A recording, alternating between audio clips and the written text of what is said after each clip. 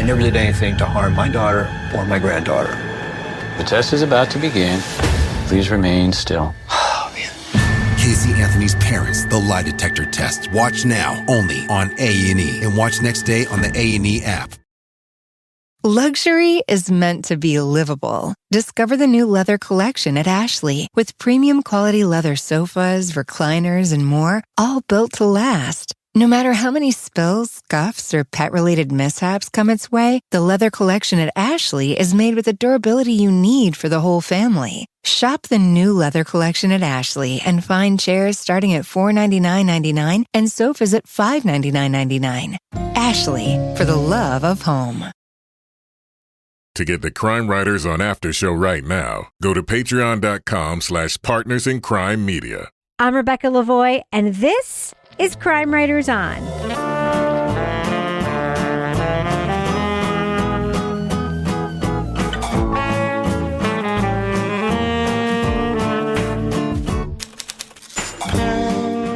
Crime Writers On is the original true crime review podcast that digs into true crime, pop culture, other podcasts. And on this episode, at this teen treatment center, there were allegations of abuse, crimes, even a death. Why did the state of Utah keep giving it a pass? We'll review the investigative podcast, Sent Away. Joining me to get that done and more is true crime author, TV journalist, and host of the These Are Their Stories podcast, my husband and sometimes love of my life, Kevin Flynn. Hello, Kevin. Hello, sometimes love of my life, Rebecca. I should keep you on your toes, Kevin. You know how it goes. I don't ever rest on my laurels. Also with us is private investigator, certified pet detective, resident cat lady, and author of Dead on Deadline, Laura Bricker. Hello, Laura. Hello, Rebecca.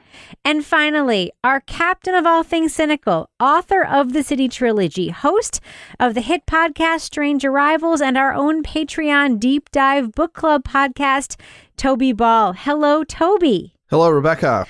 All right, so Kevin, this is a Monday drop, this podcast episode.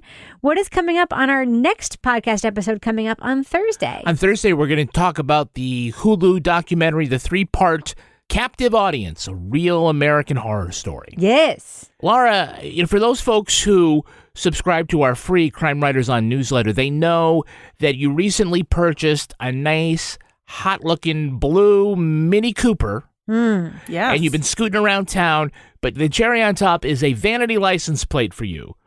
So yes. we asked folks if they had some ideas about what your vanity license plate could be. And I know that you have made a decision. Tell us about maybe what some of the contenders were and what you settled on. Okay, I will tell you what some of the contenders were. Kate sent in Laura Inc., right on, quaint AF. Mm-hmm. Kristen, cute AF, obviously. Yeah. Lisa said, maybe in poor taste, but pet dick could be a business write-off. Very good. Could also be a verb, just saying. Yeah, Rebecca Epstein, Cat Lady, Crazy Cat Lady are taken. Available options, CWO Laura, CWO Cat, Bricker, Laura B, Cat Forever. I had also Crime Forever. Sue, our friend in the Canadian lands, says cats are number one, PI for pets. And Margaret said SMART, S-M-A-H-T, SMART. Wicked smart. Wait, and we should, for contextualize for listeners who don't know this, in New Hampshire, vanity plates are incredibly common. And very cheap. Because unlike in other states, they are incredibly cheap. It's like $20 extra to get a vanity plate. Got one, In other states, it's like a couple $100 or whatever. And here in New Hampshire, you can go on the state license plate and just search to see if what you want is available. And it's not a luxury item. No, it's not a luxury item. Like almost like lots of people have them here. So, Laura, what did you get? We're going for Bricky. Oh, Bricky. Is that your new nickname that we should be going with instead of Bricks or Bricker? Well, I was going for Brixie, which is what Kevin often calls me, and that got around town. And when I picked up my wine order, it was actually labeled Brixie. But Bricky was a nickname when I worked in the newsroom, the community news editor. She was very dry, and I'd come in and she'd go, "Oh, Bricky, what are you doing now?" And so I just thought, as an ode to the old newsroom, which is something that I write about in my books, Bricky sounded like a fun thing. Is that with an I-E or a Y? EY was what was available. Yeah. That's what was available. What's super fun in New Hampshire also is the vanity plate lookup tool, which Yes. is hours of entertainment. Yes. And you can't dirty things because they won't let you. No. There was a whole controversy in the news last year about a lady who had something that was a little dirty she'd had for a number of years, and they cut her off finally. There's a law so now. Is that pee before you go? Yeah, that was her. Yeah. There's a whole I was it's- behind her in traffic in Concord one time. But it's all like in the eye of the beholder, because there were tons of dirty plates that and then it became like it's all in the eye of like the DMV person to decide. My favorite is a license plate that is MY2 CNTS. That's in my parking lot at work. It's supposed to be my 2 cents, but when you see Right. it does not look like that Oh, at all. wow. It's my 2 for those people who can't what it looks spell. like. Yeah, okay. All right. I picked up on that. Yeah. Well, Toby, you're next. I can see you in your little Prius with a vanity plate next. So. Bally. Balls. Baller. Baller. Yeah. Yeah, that'd be good. That'd be really good. Kevin, what would you get? I used to have Flynn, but Flynn was taken, so I had Flynn with the plus sign Oh. because you could have ampersands and The problem is all you can sorts of only stuff. get 7 characters. Yeah. you should only get 6. You get 7 now. We yeah. can get maybe Flynn Voy. Yeah. FLYNVOY or something like that. That would be stupid. Nah, stupid. Yeah. No, Fuck it. no. If I get a car, I want it to be my car. I gotta be honest. I really do like having like the license plates people don't recognize. So you can just sort of be. I had vanity plates for years, but then people see you, and I've decided that I Yes. don't want to be seen. I got pulled over by a cop that I knew because he saw my vanity plate. He pulled me over, and as Just I to rolled say down hi? the window, just to say hi, Yeah. and I see him. I didn't know it was him until I see him coming, and I rolled down the window. And to my ex-wife's disgrace, or to her dismay, I said, "Hey, I don't have any more cocaine." Oh my gosh. Yeah, I consulted with the cops before I got mine. I was like, is this going to make me a target now that I have a vanity plate? Is a You were killer going to come already for a me target. You were already a target. That's right. now? Well, so I decided I was really going to live it up. So now on the front, I have a little plate. What do you call it? The little plate thing that Yeah, goes. a little plate necklace. And it says, make way for the crazy cat lady. Perfect. Yeah, Perfect. perfect. All right. Well, I think we should probably get to our review for this episode, Kevin. America has been holding its breath, waiting. Yes. And it's time for us to transition because this one is actually important and it's actually not a light conversation. So let's all take it down a notch, shall we? Okay, Mom. I'm going to go ahead and drop that first clip. Honest to God, I cannot remember what was said or what happened to make me let go of Kylie for a second. But I'm telling you, the second that I let go of her hand and I turned around, she's gone. She's gone. In 2002, a girl fell to her death in a cave, part of a field trip from the Utah Teen Treatment Center in which she was enrolled. Though it was clear the family that ran Integrity House did not take proper precautions, the state allowed the facility to keep operating. I expected we would probably not prevail. Did that happen where you had tried to revoke a program's license and got into a hearing and lost? Oh, yeah.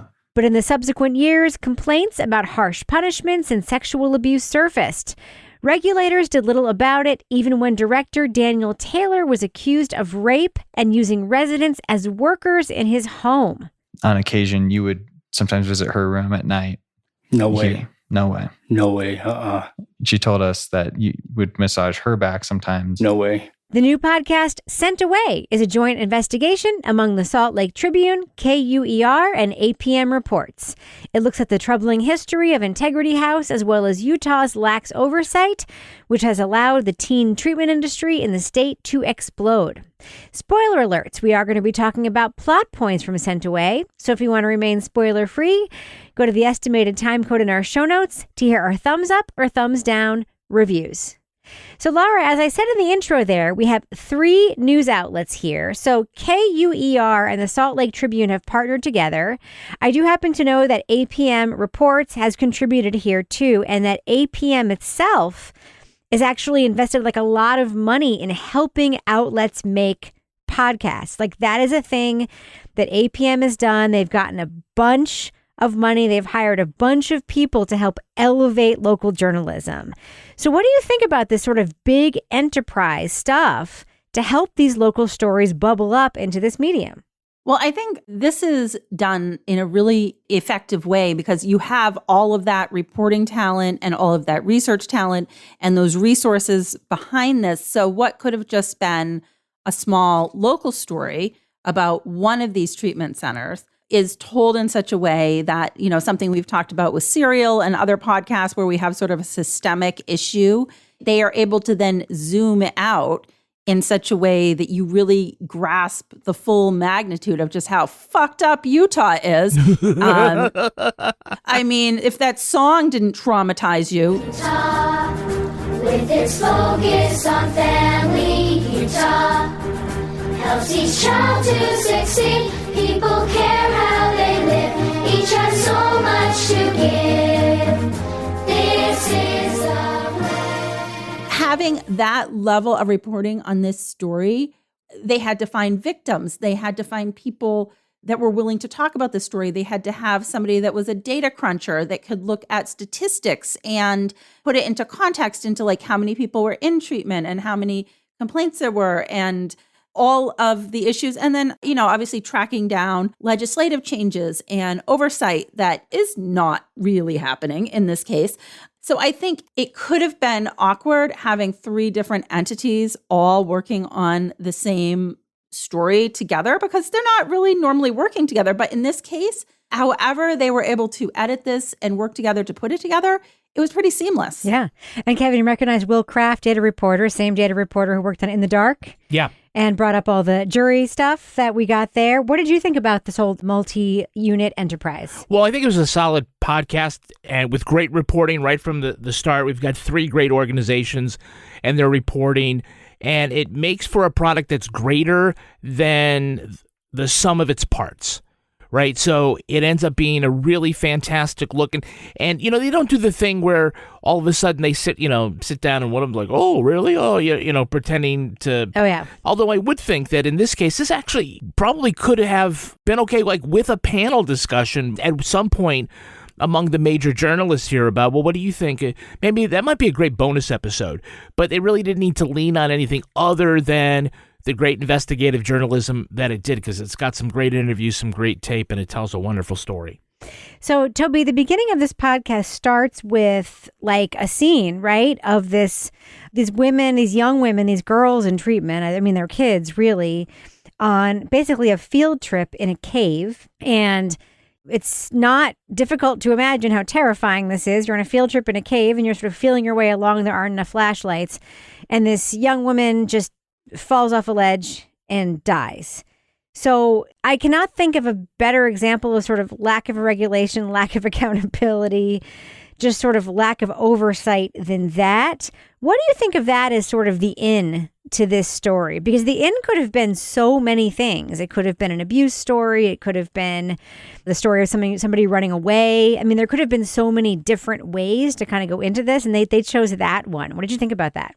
I thought it was really good. I mean, I think it brings up a bunch of, and you mentioned a couple of them, a bunch of sort of themes that kind of come up again and again, all sort of based around like sort of how slipshod a lot of this stuff is. You know, as you said, it's not regulated. But as far as you hear in the podcast, this Integrity House, like the guy who put it together, he doesn't have any special training or anything. He just decided this was something he wanted to do because he had worked at another similar place before. But as the series goes on, you kind of hear that it's not as though he's got some sophisticated sort of understanding of what needs to happen with troubled adolescents. He's just kind of playing it by ear.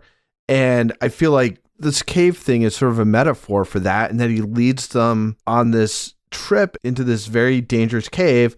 Kids can't see where they're going. They're holding hands as sort of a means of safety because they have, I can't remember the exact numbers, but something like 7 flashlights for like 22 people or something. Mm-hmm. So the majority of people are holding on to other people, hoping that'll keep them safe.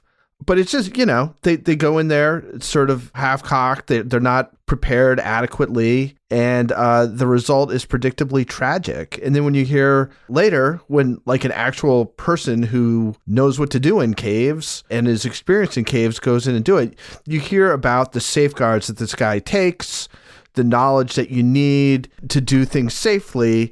And again, it's sort of a metaphor for the entire series. And talk about like the greatest root talk discussion. They go spelunking or whatever in the cave. Spelunking, yeah. Tell me, this guy gets a BA, he gets his whole family involved, and 5 months later, he's got this treatment facility. I wouldn't go to a karate studio set up that way. I'm not sending my kids to see, when they really need help. Yeah. Yes. Yeah. Well, Laura, first, can you just talk about that recreation of the cave scene? Because that really was stunning, right? We have our journalist kind of going in there. Yeah. They go in there with ropes, which they say is the way you should do it. Yeah. Oh, absolutely. So not that it's similar, but as I was listening to this, I was thinking this one time I was on like a cruise after college and we stopped in Jamaica and like we climbed a waterfall. And part of that was you basically held on to the hand of the person before you and the person after you. Of course, it was daylight out and you had like special little shoes on and you weren't in a freaking cave in the dark in the middle of nowhere. But if you let go, you were going to fall down that waterfall and like crash into a rock. But in this case, you have these girls talking about the description of the girl who was holding on to the girl's hand and then just like all of a sudden she wasn't there. But then the contrast, like Toby was saying, where, now we have like flashlights and we have 5,000 batteries and we have ropes and we have this and we have that. Holy crap. This is no joke. And that's with the proper equipment. Yeah, we'll shut our lights off for a second, keeping careful distance from the edge. Oh, man. This is some of the darkest dark I've ever experienced.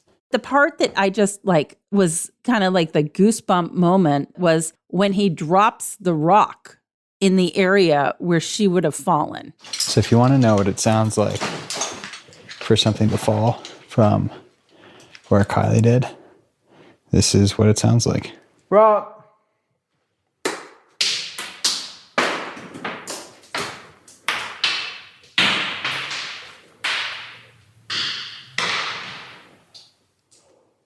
Holy crap, man. Like, this is fucking terrifying where these people are in this cave, and that you had like teenagers, and not even just teenagers, but troubled teenagers in there without proper safety. Talk about, like, Kevin, I mean, you were talking about the root talk in terms of how to like open a treatment center, but like this was like the root talk of like how not to go into a freaking cave, basically, But it was just so illuminating because then it goes to that whole bigger issue of like, apparently anybody can open a treatment center in Utah. I don't know. Are we missing our calling or something here? Like, what are we doing podcasting? All we need is a BA and a vacant house, and we too could be doing this. I want people to understand this ordeal. It's taken a toll on both of us. Casey Anthony's parents respond after 15 years of allegations. I've gotten blamed for something I didn't do, and it tears me up inside. This can change our life. This is serious. This is their final response. The test is about to begin. Please remain still. Casey Anthony's parents, the lie detector test. Watch now, only on A&E. And watch next day on the A&E app. The friendship is sharing deal. Because I want one of your McNuggets. And I need some of your Quarter Pounder. There's a deal for everyone at McDonald's. Get one favorite like 10-piece chicken McNuggets, a Quarter Pounder, or a Big Mac, and get another for just $1. Price and participation may vary. Valid for item of equal or lesser value. Luxury is meant to be livable. Discover the new leather collection at Ashley with premium quality leather sofas, recliners, and more, all built to last. No matter how many spills, scuffs, or pet-related mishaps come its way, the leather collection at Ashley is made with the durability you need for the whole family. Shop the new leather collection at Ashley and find chairs starting at $499.99 and sofas at $599.99. Ashley, for the love of home. So, guys, let's pause for a second for the business section. Yes. Okay, right now on the Crime Writers on After Show, we're going to be talking about the latest podcast IP purchase. Namely... Adaptation. Namely, there in the works is some kind of TV adaptation series of the Murdoch Murders podcast. Yes, Mandy Matney's Murdoch Murders podcast. Exactly. It's in development. Yes. We've all had stuff in development that, Listen, but this has gone a step further. It is Aaron Lee Carr, right, a well-known true crime documentary maker. Yeah. And we're going to talk about that. Yes. Also, on the Patreons, we finally have, last week we were able to get out Toby's Deep Dive book club discussion about the book the library book. And now sort of a similar theme. That book was about, there was a big suspected arson fire at the Los Angeles Library. Really? So it transitions right into Toby's next book that they're talking about. Tell us the title. It's called The Arsonist by Chloe Hooper. And, usually on the deep dive books, like I've read reviews of them or they're well known, or, it's somebody like Bob Coker or Patrick Radden Keefe, who we know are going to have good books. But every once in a while, I kind of take a flyer on a book and it sounds interesting or whatever. That's what I did with this book, and it is incredible. Wow. It is so good. Should I put it on my Audible and download it and listen to it, for fun? Yeah, absolutely. Cool. It's so well written and so interesting. So anyway, I think it's going to end up being a really good discussion. There's just so much to talk about, but it's about an arson set, huge fire, wildfire in Australia. And sort of what happens, and then the person who set it. And I'm only about halfway. I got to read like crazy this weekend to be ready for the discussion on Monday. So Toby is recording this tonight. If you are a Patreon who sponsors us at the Crime Writers on Nation sponsor level, you can watch it. You can take part in the recording, and you could jump in along with Toby's other guests. And Toby, those guests are? Elise McGovern, who is a criminology professor in Australia, and Keith Sharon, the multi-talented Keith Sharon, who's filmmaker, podcaster, all that. And then, of course, Julia Lowry Henderson of Bikram and all kinds of other great podcasts. So it's going to be a great panel. It's a great book. So I think it should be a good discussion. Tonight, I'd almost forgotten that I had spent all weekend reading like crazy. So now I am done and ready to discuss. Wow. So you'll also be able to listen to that podcast shortly, along with about 280 other exclusive podcasts, exclusive to you at patreon.com/Partners in Crime Media. And thus ends... That ends the business section? The business section. Okay, I'm going to fade the music out right now.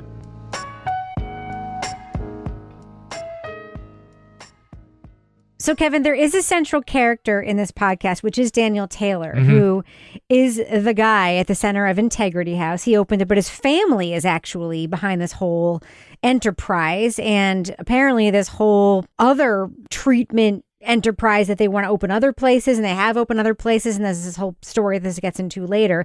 But he's a central figure here. There's a lot of interview tape with him. What do you think about the fact, first of all, great sourcing that he's in it and they asked him so many questions, but also him being in it and his ability to sort of run this place? Just I would love your impressions. Well, sometimes I'm like, does he know that he's being recorded when it really makes this whole piece of journalism sing that they got this guy and they could confront him or at least get his side of the view, his point of view on things that happened. I thought it was telling that when he is recalling the story of the girl who died in the cave, he's trying to say, she had a heart attack, because it could have happened anywhere. They told me she would have died anywhere. On a set of stairs. Yeah, sure. At the bottom of a cave. Yeah, that's also some place that she might have died. And he says he never restrained anyone unless he had to. I didn't really care for it too much, to be honest. Yeah, it's not the residents didn't either. They said it hurts. Was it supposed to hurt? So I guess it's supposed to bring compliance, but the last thing you want to do is restrain somebody. It is dehumanizing, I feel.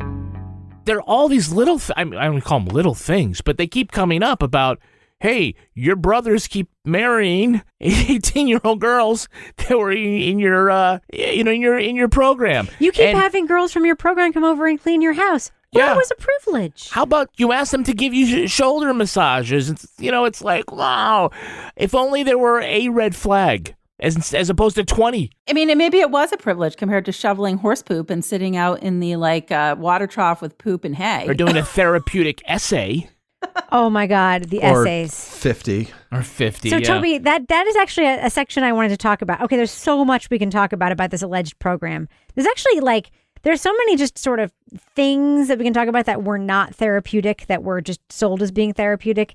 The essay writing and the fact that they had all these who are now women just recalling this, that the essay writing was seen as this therapeutic thing. It reminds me like writing on something on a chalkboard 1,000 times, right? Which like from the 1930s and 40s in classrooms, you saw it in A Christmas Story, right? A plus. And he was just like, well, I read this and everyone says they're a hell of a writer now. And the reporter's like, no one ever said that. We talked to a lot of people and no one ever said that. But that, the woman actually said, writing all these essays actually kept me from going to therapy, which was the thing I actually would have needed. What do you think of this contrast between Daniel Taylor being on tape, describing these alleged therapeutic things, that what he learned from where did he learn these things from? But the fact they have him on tape saying them, that's what's so effective about this podcast, right? Yeah. Well, I think he was like a worker at Provo Canyon. Yes. The sort of original one of these places. The OG. Where Paris Hilton went. He damns himself. I mean, he clearly, he doesn't talk about this stuff with very much insight, really, about the students. I mean, it's basically, well, if you write an essay, you have to think about, what you did and what impact it has and how you can. And it's like, yeah, I don't think that was what they were doing. I think they were trying to just get through stuff because it was assigned to them. And it's just part of this sort of larger, I guess, philosophy where they're trying to get these kids to be obedient at all times and, enforcing it if they need to with submission holds and physical pain and write a zillion essays because you mathed off to me. But it's all about you have to ask if you can stand up. You have to ask if you need to leave the room. You have to ask if you want to go to the bathroom. So it's not really addressing the actual problems they have. It's basically making it so that their behavior fits within this extremely, extremely narrow range of options that they have. And then the idea is you're going to send them back to the parents, and the parents are going to be like, oh, this is awesome. They basically won't do anything unless I give them permission to, in theory. Of course, it's not the way it works. Nope. So, yeah, it's interesting. Just, working at a university and seeing, grant opportunities and stuff go. And the buzzword is evidence-based practice. So that if you're going to do something, you have to be able to point to some study or something that says, yeah, this is effective and that's why we're doing it. And there's just none of it in this view of the industry. We don't see any of that. And it is just desperately, desperately needed, clearly. Yeah. So one of the other things that comes up, Laura, over and over again is the use of restraint and pain. And there's the essays, there's restraint, there's pain. There's also isolation, not being able to talk to your parents without somebody listening. What do you think of, the big context we get these through is the interviews with Daniel Taylor, right? Because he is the sort of main spokesperson for this. And you did send me a bunch of notes about him. But what do you think just sort of about this philosophy, and especially as we get it through his lens in this podcast?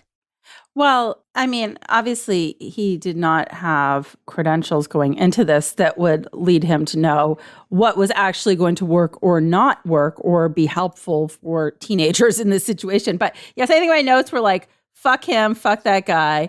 Oh, wait, he's blind, so he can't sexually assault somebody because blind people don't have sex. I'm sorry. I forgot about that. But just going to say, the thing is, we have this one girl who runs away, and we hear from her, and she is one of the girls who went to his house for special privileges. She was 16, and she ends up getting charged with resisting arrest because, so she runs away from this place after he allegedly sexually assaults her, gets into sort of a scuffle with the police, and her allegations lead to this bigger investigation into what's going on there with other girls coming forward and then recanting.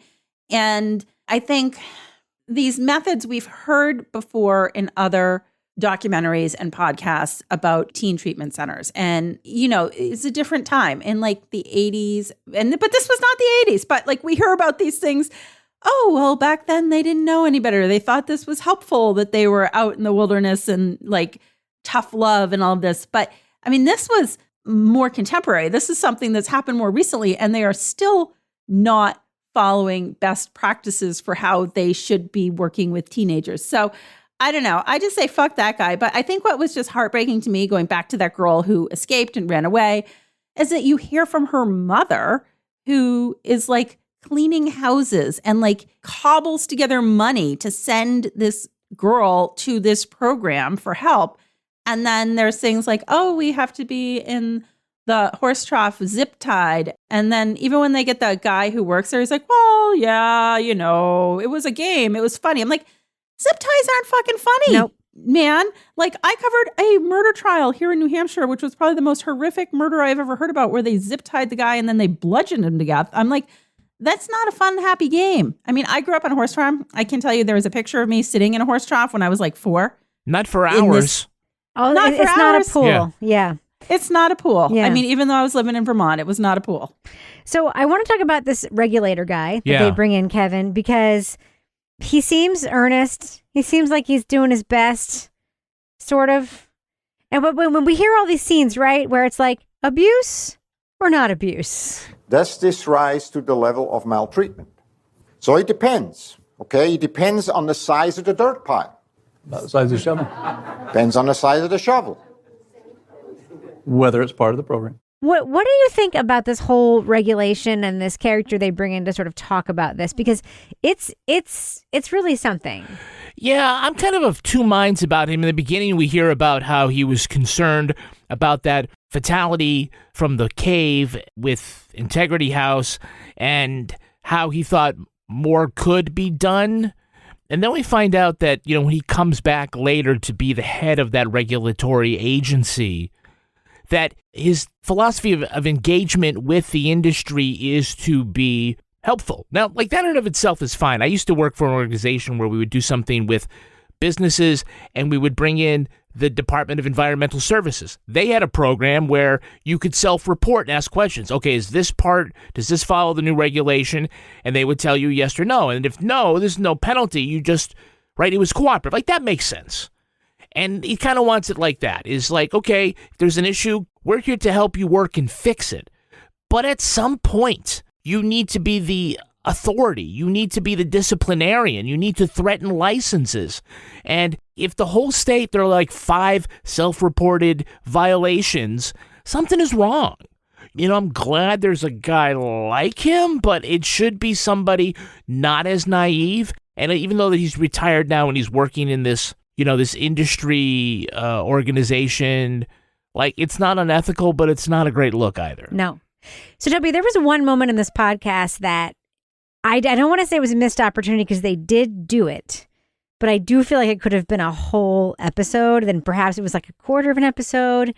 They kind of went into like the why Utah, and they talked about the fact that people send their kids to Utah because a lot of these programs were sort of like run by Mormons, Mormon-based, that people like want their kids to be like Mormons, but Mormons are at their heart hustlers and like entrepreneurs.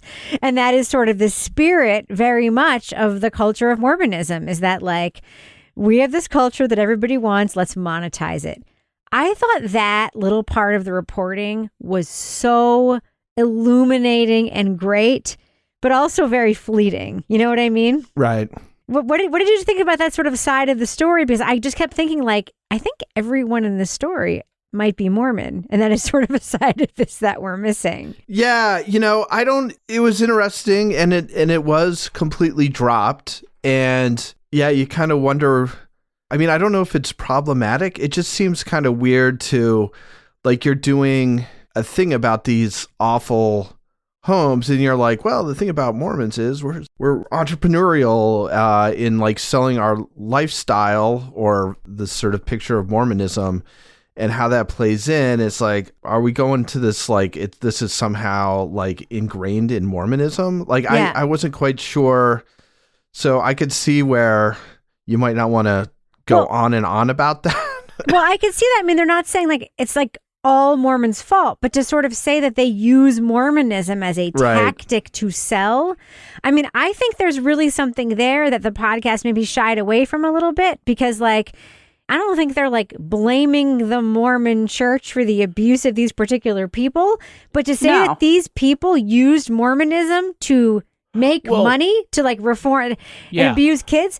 I'm just saying, I did enough Googling to know That's a fucking 100% what was going on here. Was they used the brand of Mormonism. They use the brand on these places. Think the Mormonism, I think it's about Utah's culture, which is greatly use the influenced by brand. Mormonism. They use the brand. But Utah there's sort of an aura about Utah, just like there is if I said Vermont, if I said Denver, if I said Florida, like all those three things just sort of bring up different ideas. Places. Yeah, right. I mean, they're very Wow. San Francisco, Jeez. right? I mean, they're like different things come into your Florida, mind. man. Nice And job. so Utah, they're leaning into that, and they're like, "Oh, we are so our family values translate into high quality care," and it's like they're getting high on their own supply there. You right? mean their family values of marrying 18-year-old graduates of their program? Well, yeah, but but overall, like the real problem with these kinds of centers and drug treatment and nursing homes and stuff is it's hard to get quality care, low-level staff, quality low-level staff for what they're willing to pay. So that ends up being a big problem to sort of, All right, let's just talk about that. Top down, but also bottom up. Well, let's just talk about it. Okay, so Toby, it turns out you can just rent a house in a suburban neighborhood and file a license in Utah and say, I'm going to turn this into a treatment center, and you can hire anybody. And 5 weeks later, voila, you've got a treatment center. You got a website. You can have testimonials, as we saw, because this family, they were going to open another treatment center at a motel that never opened, but there were already testimonials on the website as people who had already been there and had been miraculously helped. You could just do it like in a few weeks, and you could just open it. And parents are going to pay you thousands of dollars and your kids there. I mean, it's not to help. It is to make money, right? Yeah. I mean, I think that's the thing that also comes out is that it's not necessarily even like misplaced idealism or anything. It's like, no, we can run this really cheap business, charge a lot of people a lot of money and get wealthy. And to the extent that we have to fake it. And they talk about like how there was one inspection a year. So they would get in, they would have forewarning about it. And then people would clean everything up and the guys would show up and they'd go on their checklist and say everything looks good. And they'd leave and stuff would go back to normal. So, yeah, I mean, the whole thing is just in addition to being abusive and horribly misguided and all these other things, it's also just a scam, right? At least, the ones that we heard about. So they're not doing anything for the kids, and they're BSing their way to being able to charge lots and lots of money to like feed a kid 3 meals and have them write essays in a garage.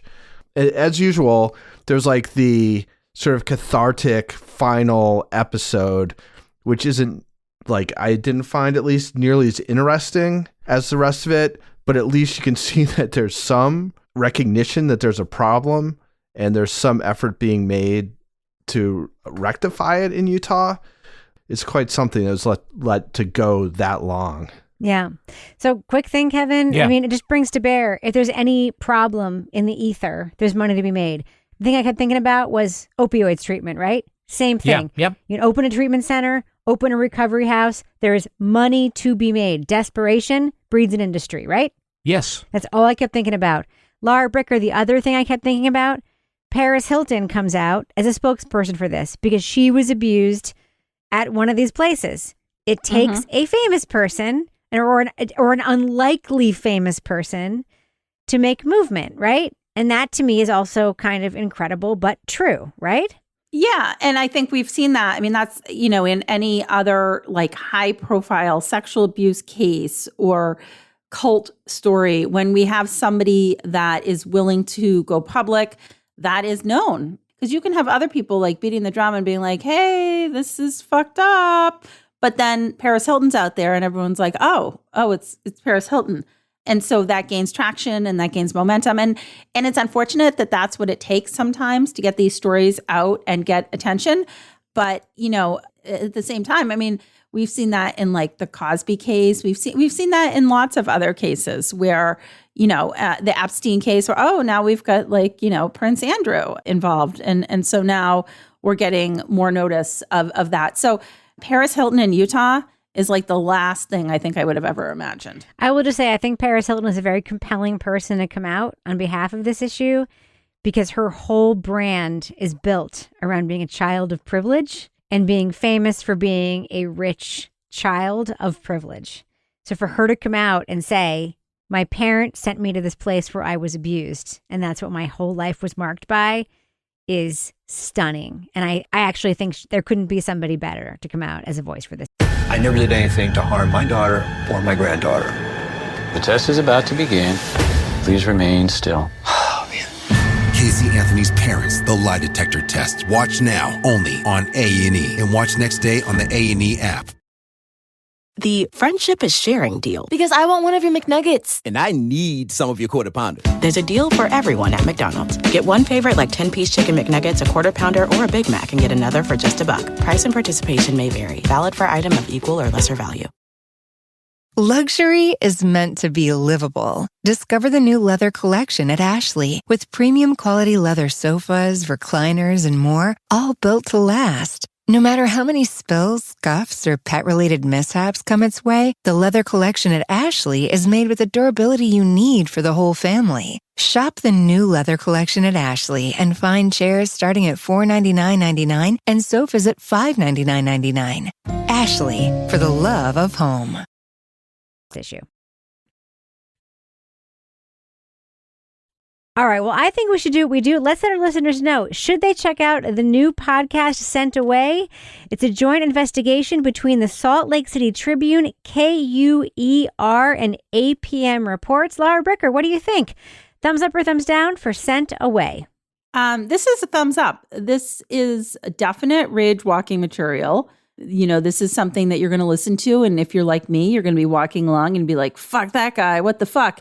And then all of a sudden in the middle of that, there's this like crazy song about Utah being a happy place, which it is definitely not. Just saying, if based on what I'm hearing in this documentary. But the reporting in this is very thorough. The story is very important.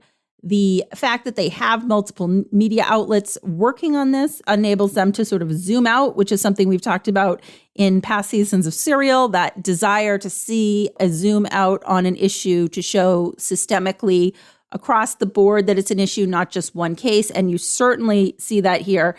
The ending is both really well done and also completely rage-inducing. And I'm not going to give a spoiler, but I'm just going to say, despite all of the attention on this case, there is work to be done. Toby Ball, what do you think? Thumbs up or thumbs down for Sent Away? Yeah, I thought this was really good. I sort of echo a lot of what Laura said. Really good journalism. They also did a good job. Like sometimes we've listened to podcasts where it's been kind of awkward having two journalists or two organizations working together on something. There's a lot of sort of forced seeming working together, whereas this one, it's very seamless. They go at it from a bunch of different angles and expose, an industry in Utah that was essentially unregulated and awful. And it's just, I thought the way it was set up was very compelling. And so I just give it a big thumbs up. Thought it was very good. Kevin Flynn. Yeah, I'm thumbs up on this. I think that the journalists involved did a great job. They picked an important topic and really dug down deep. It certainly struck me during one of the interviews when the subject was getting a little testy and said, was saying like, you've done your research. Oh, so great. What a great moment. I'm a journalist. Yeah, that's my job. That's my job. It's just looking at. When the guy said, I know a lot of lawyers and cops. Oh, that's when you know a journalist has pushed a button. Right. It's something that, needed to be looked at. And I certainly hope, that the regulators and that the people in power in that state look at this reporting and think hard about the ways that they can actually not give lip service to regulating the industry, but doing things that really improve the quality of care and the quality of life for residents who are in these treatment programs. Just all around great. I recommend everybody listen to it. So I really like this podcast, too. We listened to a podcast a couple years ago from Josh Block from the CBC called Lost Kids, which also looked at issues of a treatment center for quote unquote troubled kids where parents paid a bunch of money to send their kids away. It was called The Lost Kids. It was really, really good. But what I liked about this podcast is that it like tackled a different set of issues, which was about regulation and a state's role in it and more systemic stuff. And I agree. The sort of collaborative journalism here is fantastic. And in terms of the seamlessness, Toby, one of the things that I really noticed about this that I loved were there's sort of unapologetic handoffs between reporters without like, okay, now I'm going to hand it off to this person for this reason. Like, there was just none of that. It was just sort of like one reporter did one episode, another reporter did another episode. And it was just like, we're not going to explain why or how, or it didn't matter. The podcast was just really well done, really well reported. Everyone who had done the reporting did their parts. And I don't know, I just found it very, very compelling. And the journalism was impeccable. So yeah, really, really big thumbs up for me for Sent Away. Now it's time for my favorite part of the podcast, a little something I like to call the crime of the week. The week. A California family said this winter they kept hearing a rumbling sound throughout their house. No, it was not an earthquake. It was a family of bears hibernating beneath their home. Officials Were they Bernstein bears or Bernstein bears? Berenstain bears. Berenstain bear. Okay. Officials say a mama and 4 cubs wedged their way into a crawl space. And the rumbling the family heard was the bears snoring. Conservationists were able to coax the bears out long enough to close off the opening. Officials say animals finding places to hibernate beneath homes is very common. It's what happens when a bed is not too hard or not too soft, but is just right. Panel, these Bruins caught a lot of Z's under that house. What were these bears dreaming about while sleeping beneath these homeowners? Laura Bricker, what do you think?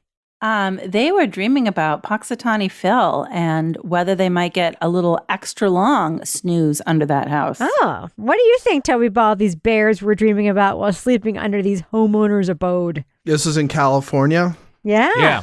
So they were thinking about the mamas and papas? Yes, very, very good. Kevin Flynn, what do you think these bears were dreaming about? Sex dreams about Grizzly Adams. Oh, good Lord. Wow. I cannot top that. All right. Laura Bricker, if folks want to reach out to you on the Twitters and say hello to you, how can they find you there? They can find me at Laura Bricker. And Toby Ball, folks want to send you regards and say, glad you're feeling better? At Toby Ball NH. And Kevin Flynn, folks want to say hi to you. How can they find you on Twitter? I'm at Kevin P. Flynn. And if you want to follow me on Twitter or Instagram, you can find me at Reb Lavoie. Follow the show on Twitter at Crime Writers On, and please join our incredible community of listeners in our amazing group on Facebook. Just look for Crime Writers On Facebook. You'll find our page and then hit join the group. Answer a couple of questions. We will let you in. Support the show at patreon.com/Partners in Crime Media. You get the Crime Writers On After Show. You'll get Married with Podcast, Laura Bricker's Leave It to Bricker podcast, and Toby Ball's Deep Dive Book Club podcasts. Our theme song was composed and performed by Ty Gibbons. Our line editor is the incredible Olivia Burdett. The executive producer of this program is the incredibly handsome Kevin Flynn. That's me. This show was recorded in the Yoga Loft above the Bodega in Bay St. Louis, Mississippi studio, otherwise known as Studio C, the closet in our New Hampshire basement where the use of arm restraints is always prohibited. On behalf of all the crime writers, thanks for listening. We will catch you later. I'm going to put the ad break here. Could you leave it when I say put the ad break here? Because sometimes I forget where I said that, and it is helpful for me to remember that. Thanks, Livy. All right, Rebecca. So bossy. Fuck you, Toby. I'm just kidding.